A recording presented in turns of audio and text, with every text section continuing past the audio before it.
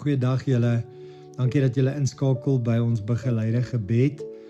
Nou, ek wil vandag net kortliks hê ons moet bid oor heiligmaking en hoe die Heilige Gees daarbey betrokke is. Nou 2 Korintiërs 3 vers 18 skryf Paulus, hy sê, ons almal weerspieël die heerlikheid van die Here, want die sluier is van ons gesig af weggeneem. Ons word al meer verander om aan die beeld van Christus gelyk te word.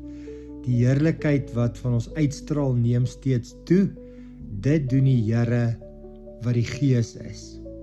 Nou dalk net sê die woordjie heiligmaking is dalk nie iets wat jy nou elke dag gebruik nie. Jy sal sê ek is in 'n proses of ek word gevorm of ek wil groei na die beeld en gelykenis van Christus toe.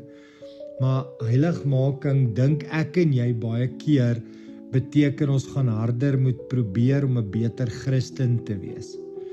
En ek wil vir jou sê, dis glad nie so nie. Dis nie soos 'n dieet of 'n nuwejaarsvoorneme wat jy na 2 weke los nie. Dis meer so as dit. Jy sit lank genoeg naby 'n vuur en sonder dat jy probeer, raak jy warm. Nou net as ek daai woorde sê, dan dink ek by myself, "Jog, maar ek hou van dit." Die Bybel sê nie, word reg, doen eers alles perfek, dan sal God jou verander nie. Dit sê, kyk na die Here en hy doen die verandering. En selfs wanneer jy vandag dalk voel, maar ek sukkel nog steeds met dieselfde goed. Ek raak weer kwaad, ek twyfel, ek verstaan myself nie. Die Heilige Gees is dan steeds aan die werk. Julle, dis soos gis wat brood laat rys. Jy sien dit nie dadelik nie, maar iets gebeur. God is nie teleurgesteld in jou proses nie, hy is teenwoordig daarin. So ek wil vra dat jy vir 'n oomblik gaan stil raak, jou oë gaan toemaak en dan wil ek jou graag begelei in 'n tyd van oorgawe. As jy sit, wil ek jou vra of jy jou hande dalk oop op jou skoot net kan oopmaak. Konsentreer dalk op jou asemhaling. Asem stadig in, blaas dit weer uit en dan sê jy sag in jou hart, Here, ek is hier. Ek hoef nie alles reg te hê nie. Werk U maar in my. En dink aan 'n area van jou lewe waar jy voel, ag Here, hoekom sukkel ek nog hiermee?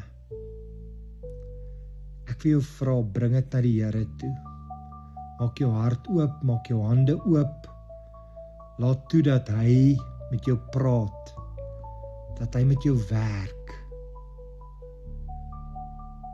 Ek weet daar's ook mense wat vandag so voel wat jy dalk ken en ek wil hê ons moet vir daai mense ook net opdra aan die Here, want hulle voel dalk so sleg oor die goed in hulle lewe wat nog nie reg gekom het nie. Hulle dink hulle moet dit self regmaak in hulle eie krag, maar die Heilige Gees is beskikbaar vir hulle ook.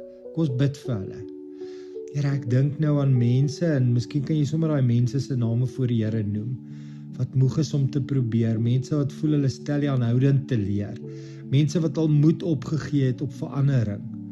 Kom wys vir hulle dat U nie wag vir hulle om beter te word nie, U werk terwyl hulle nog op pad is. Bring rus in hulle harte, Here, en hoop wat stadig maar vas groei in hulle lewe. Here, dan wil ons sommer net vir U kom dankie sê vir vandag. Dankie dat U nie haastig is met ons nie. Dankie dat U nie U meer verloor met ons nie. Dankie dat heiligmaking nie 'n prestasie is nie, maar 'n verhouding. Ons vertrou U met ons lewens soos dit nou is, Here. Here, U is naby. En ons sê vir U dankie vir vandag. Dankie dat U hierdie pad met ons stap in Jesus se naam. Amen.